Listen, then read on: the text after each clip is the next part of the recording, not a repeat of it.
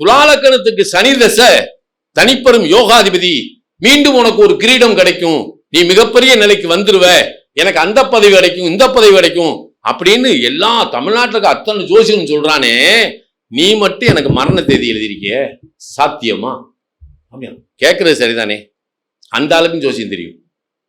அந்த ஆள் ஜோசியர்னு அந்த ஆளை சுத்தி இருக்கிற அத்தனும் பெரிய பெரிய மகா ஜோசியங்க.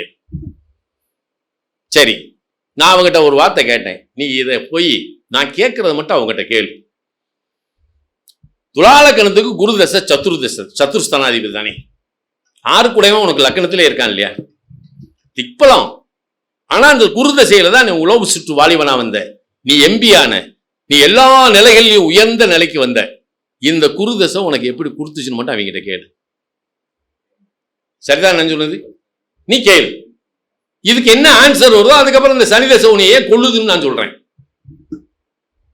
உடனே இவர் போய் எல்லாத்திட்டையும் கேட்கிறாரு.